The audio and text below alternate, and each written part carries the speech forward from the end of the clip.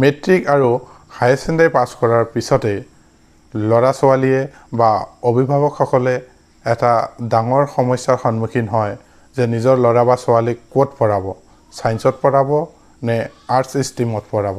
তেওঁলোকে এই সিদ্ধান্তটো লওঁতে দোধৰ মোধৰ অৱস্থাত হয়, বহুত সমস্যাৰ সন্মুখীন হয়।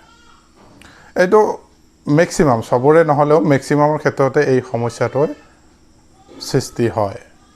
এইটো মই যেতিয়া ছাত্ৰ আছিলোঁ, মেট্ৰিক পাছ কৰিছিলোঁ, তেতিয়াও এই সমস্যাটোৰ সৃষ্টি হৈছিল, উদ্ভৱ হৈছিল। এইটো স্বাভাৱিক এটা প্ৰক্ৰিয়া। এতিয়া সমস্যাৰ সন্মুখীন হ'ব, কিন্তু এইটো সমাধান কেনেকৈ কৰিব তাৰ ওপৰতে আজিৰ আলোচনা। প্ৰথমতে আপুনি ছায়েন্সত পঢ়াব না আৰ্টছত পঢ়াব, এই ক্ষেত্ৰত আপুনি নিজেই জানিব লাগে। অভিভাৱক হিচাপে ইমান দিনে ক্লাছ 1ৰ পৰা ক্লাছ 10লৈকে আপুনি আপোনাৰ ল'ৰা ছোৱালীক চাই আছিল, গতিকে আপুনি নিজেই জানিব লাগে যে আপোনাৰ ল'ৰা বা ছোৱালী ছায়েন্সত ভাল হ'ব নে আৰ্টছত ভাল হ'ব। আপুনি অভিভাৱক হিচাপে নিজে এইটো জানিব লাগে।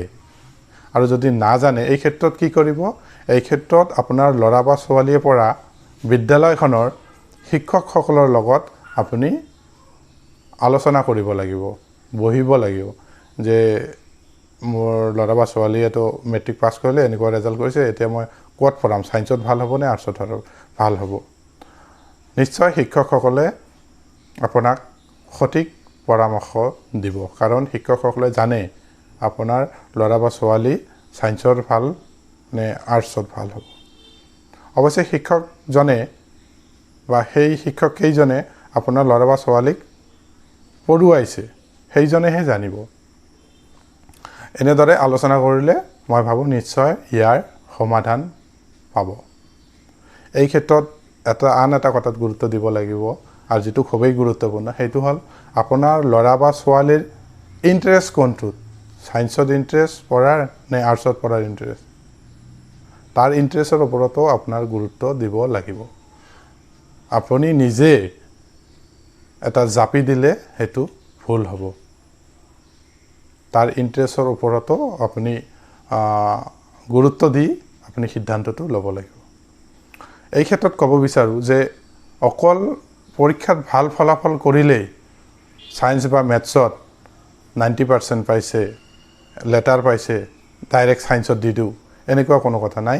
ছায়েন্স বা মেথছত যদি কম নম্বৰো পাইছে কোনোবা ষ্টুডেণ্টে 60, 70, তেতিয়াহ'লে ই ছায়েন্সত ভাল হ'ব পাৰে, ছায়েন্সৰ ষ্টুডেণ্ট হ'ব পাৰে। আৰু লেটাৰ পায়ো বা 90% মাৰ্ক মেথ বা ছায়েন্সত পায়ো ই ছায়েন্সৰ কাৰণে ফিট নহ'বও পাৰে। গতিকে মাৰ্কৰ ওপৰত নিৰ্ভৰ কৰি কেতিয়াও সিদ্ধান্ত নল'ব। 2 নম্বৰ কথাটো, আপুনি আপোনাৰ ল'ৰা বা ছোৱালীক ক'ত পঢ়াব, কোনখন বিদ্যালয় বা মহাবিদ্যালয়ত পঢ়াব, ই আন এটা ডাঙৰ সমস্যাৰ সৃষ্টি হয়। এই ডিচিশ্যনটো লওঁতেও বহুত অসুবিধাৰ সন্মুখীন হোৱা দেখা যায়। তো এই ক্ষেত্ৰত কি কথাৰ ওপৰত আপুনি কি দিশৰ ওপৰত আপুনি গুৰুত্ব দিব মই কৈছোঁ।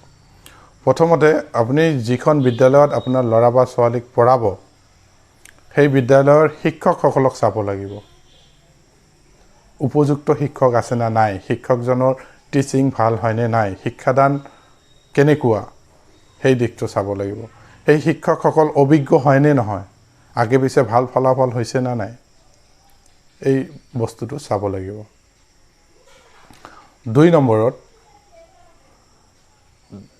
য'ত পঢ়াব এই বিদ্যালয়ৰ পৰিৱেশটো কেনেকুৱা বা এই মহাবিদ্যালয়খনৰ পৰিৱেশটো কেনেকুৱা, বিদ্যালয় বা মহাবিদ্যালয়ৰ প্ৰধানজন কেনেকুৱা, এইবিলাক দিশৰ ওপৰতো আপুনি চালি জাৰি চাব লাগিব।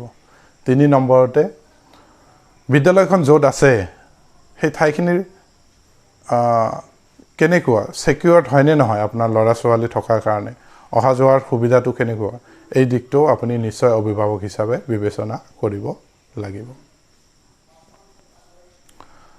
এতিয়া কথা হ'ল, আন এটি সমস্যা হয় যে আপোনাৰ ল'ৰা বা ছোৱালীক অসমীয়া মাধ্যমত পঢ়াব নে ইংৰাজী মাধ্যমত পঢ়াব।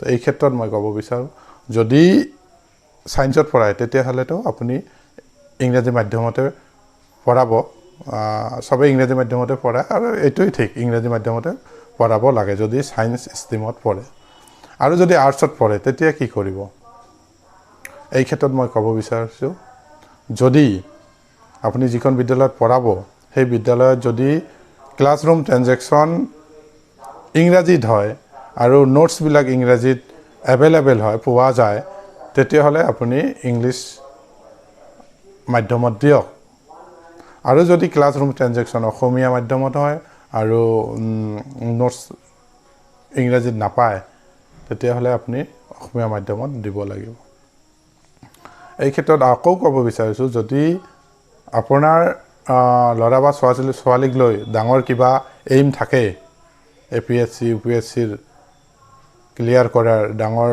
বিষয়া বনোৱাৰ তো সেই ক্ষেত্ৰত মই ভাবোঁ ইংৰাজীত দিলে বেছি সুবিধা হ'ব এনেকুৱা নহয় যে অসমীয়া মাধ্যমত পঢ়িলে নহ'ব নোৱাৰিব নাপাব এনেকুৱা কথা নাই কিন্তু ইংৰাজীত দিলে যদি ভৱিষ্যত তেনেকুৱা কিবা পৰিকল্পনা থাকে তেতিয়াহ'লে বেছি সুবিধা হ'ব তো এই দিকবিলাকৰ ওপৰত আপুনি গুৰুত্ব দিব লাগিব শেষত এইখিনিয়ে ক'ম যে অকণমান দূৰত যদিও বিদ্যালয়খন বা কলেজখন হয় কোনো কথা নাই আপুনি যদি ফাইনেন্সিয়েলি যদি আপোনাৰ সামৰ্থ্য হয় তেতিয়াহ'লে দূৰত হ'লেও ভাল শিক্ষাৰ কাৰণে আপুনি আপোনাৰ ল'ৰা বা ছোৱালীক দূৰত হ'লেও সেইখন বিদ্যালয়ত দিয়ক পঢ়াওক নিশ্চয় আপোনাৰ ভাল হ'ব আজিৰ আলোচনা এইখিনিয়ে মই ভাবোঁ এই আলোচনাৰ পৰা আপুনি নিশ্চয় উপকৃত হ'ব ধন্যবাদ